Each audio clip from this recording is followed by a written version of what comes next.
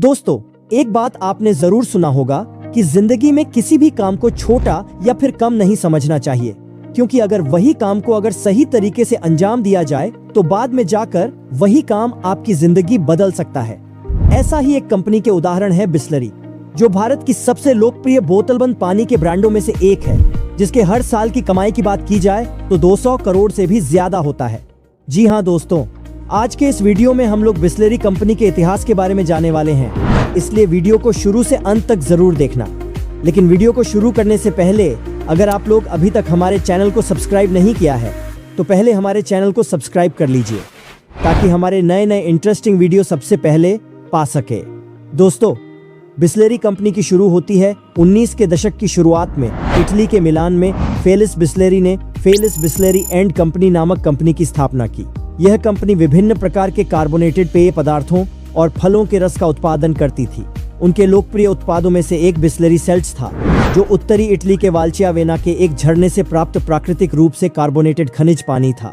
ये मशहूर चुलबुली पानी इटली में लोकप्रिय साबित हुआ और भारत सहित कई देशों को निर्यात किया गया था। उस समय कंपनी इसे पैकेज्ड पेयजल के बजाय स्पिरिट के मिक्सर के रूप में बेचने पर अधिक ध्यान केंद्रित करती थी। यह ब्रांड 1960 के दशक तक इटली में अपना संचालन जारी रखा, लेकिन भारत के एक उद्यमी पार्ले ने ही वास्तव में बिसलेरी में बड़ी क्षमता देखी और ब्रांड को खरीदने का फैसला किया, और इस कदम ने भारत में बिसलेरी के भविष्य के विकास की नींव रखी।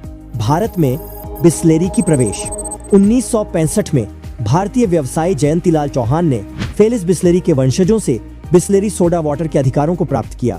यह चौहान के पिता अचल चौहान द्वारा स्थापित पार्ले प्रोडक्ट्स द्वारा अपने पोर्टफोलियो में विविधता लाने का एक रणनीतिक निर्णय था। उत्तराधिकार की ओर बढ़ना 1970 से 80 के दशक के दौरान बिसलेरी का आकार और वितरण पहुंच लगातार बढ़ता गया, लेकिन 1990 के दशक में आर्थिक स्थिति में सुधार और स्वास्थ्य जागरूकता से प्रेरित होकर इसका सबसे बड़ा विकास हुआ। लेकिन 1994 में संस्थापक के पुत्र रमेश चौहान ने पार्ले प्रोडक्ट्स की कमान संभाली।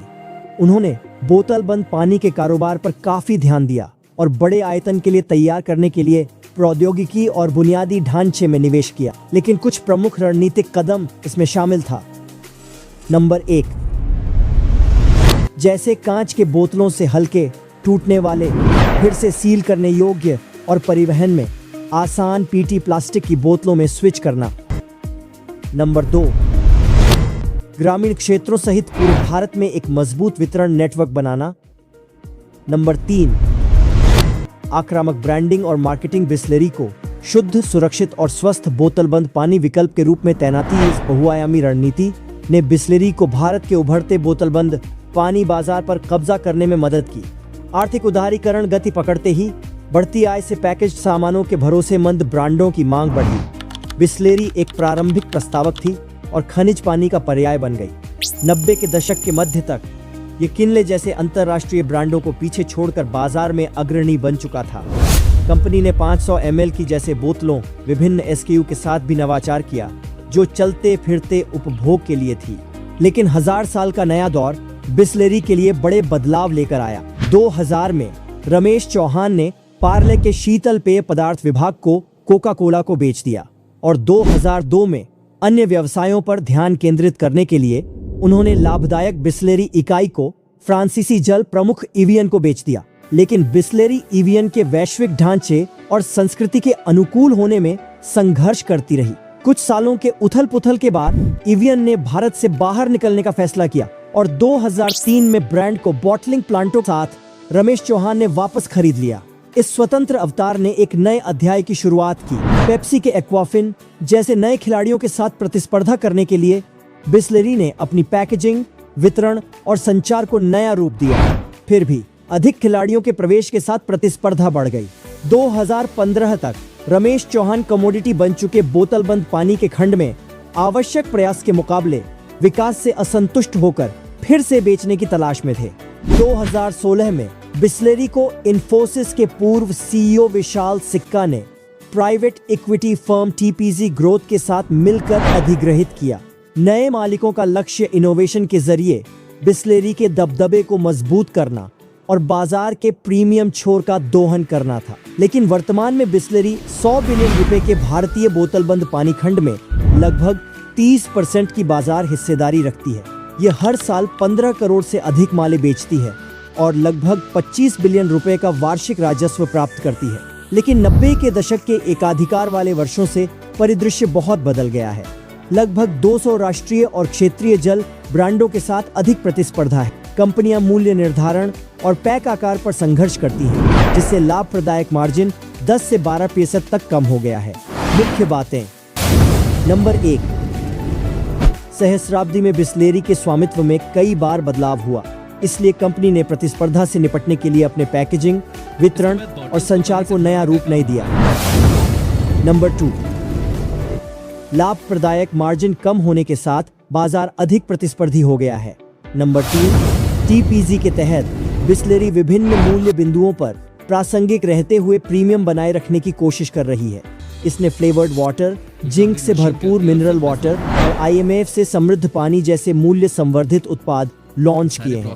वितरण की तरफ बिसलेरी डीलरों पर कम निर्भर रहने और लाभ हिस्सा बढ़ाने के लिए सीधी पहुंच बढ़ा रहे हैं। नंबर 4, प्लास्टिक कचरे के प्रदूषण की चुनौती का सामना करने के लिए कंपनी टिकाऊ पैकेजिंग इनोवेशन पर भी काम कर रही है। उदाहरण के लिए उन्होंने अपने दिल्ली प्लांट में किराए के मॉडल पर वापसी करने योग्य 2 लीटर जार का पायलट प्रोजेक्ट चलाया है। बिसलेरी के आगे का रास्ता। नंबर 1, बाजार के और अधिक भीड़भाड़ और प्रतिस्पर्धी होने के साथ ही आगे बढ़ते हुए नेतृत्व बनाए रखना एक प्रमुख प्राथमिकता होगी। केवल ब्रांड इक्विटी पर्याप्त नहीं हो सकती है, इसलिए उत्पाद और पैकेजिंग इनोवेशन, स्मार्ट प्राइसिंग रणनीतियां, फूड चेन के साथ टाई अप और ई कॉमर्स प्लेटफॉर्म का लाभ उठाना महत्वपूर्ण होगा। नंबर 2, ग्रामीण पहुंच भी विकास के लिए एक बड़ा अवसर प्रदान करती है। निरंतर समग्र आर्थिक विकास और स्वच्छ पेयजल तक पहुंच में सुधार लंबे समय में प्रति व्यक्ति खपत को बढ़ाएगा। नंबर 3, आम भारत में अपनी 50वीं वर्षगांठ पर बिसलेरी एक विश्वसनीय घरेलू नाम बनी हुई है। हालांकि बाजार पर हावी होने के लिए उन्हें लगातार नए रूप लेते रहना होगा। उनकी यात्रा एक महत्वपूर्ण उपभोक्ता आवश्यकता को पूरा करने वाले पूरे उद्योग की विकास कहानी को दर्शाती है। पिछली सदी में बिसलेरी के इतिहास और विकास पर इस व्यापक दृष्टिकोण के अंत तक ले जाता है। हमने देखा कि कैसे एक इतालवी सोडा वाटर ब्रांड भारत की प्रमुख बोतलबंद पानी कंपनियों में से एक और सांस्कृतिक प्रतीक बन गया। विदय भारतीय उद्यमशीलता, बदलती जीवन शैली, उत्पाद और वितरण नवाचारों से आकार लिया गया था। साथ ही इसने उदारीकरण के बाद उपभोक्ता बाजारों के खुलने को देखा। आज एक चुनौतीपूर्ण वातावरण कंपनी का सामना कर रही है, जहां शुद्ध ब्रांड इक्विटी अपर्याप्त है। इसे उत्पाद, मूल्य निर्धारण और प्रचार में परिष्कार के माध्यम से प्रतिस्पर्धा का मुकाबला करने की आवश्यकता है। प्लास्टिक के उपयोग और पानी की स्थिरता के बारे में चिंताओं के साथ ही बोतल बंद पानी उद्योग खुद एक महत्वपूर्ण मोड़ पर है। इससे खिलाड़ियों को सोर्सिंग, पैकेजिंग और रिसाइकलिंग पर गंभीरता से पुनर्विचार करने के लिए मजबूर किया जाएगा। लेकिन बिसलेरी निश्चित रूप से अपने यूरोपीय मूल से एक लंबा रास्ता तय कर चुकी है। भविष्य में भारत के पेयजल बाजार में अग्रणी स्थान बनाने के लिए ब्रांड कैसे दांव लगाता है, यह देखना दिलचस्प होगा। दोस्तों, आपको क्या लगता है, बिसलेरी भारत में आज जिस स्थान पर है, क्या भविष्य में दूसरा कोई ब्रांड इस स्थान को छीन पाएगा? आपको क्या लगता है, मुझे कमेंट करके जरूर बताना। दोस्तों, वीडियो खत्म होने से पहले अगर आप लोग अभी तक हमारे चैनल को सब्सक्राइब नहीं किया है तो पहले वीडियो पर लाइक और चैनल को सब्सक्राइब कर लीजिए, ताकि हमारे नए इंटरेस्टिंग वीडियो सबसे पहले पा सके। तो आज के लिए फिलहाल बस इतना ही। मैं आप लोगों से मिलता हूँ अगले किसी एक नए और इंटरेस्टिंग वीडियो पर। तब तक के लिए सब लोग अच्छे रहना। जय हिंद दोस्तों।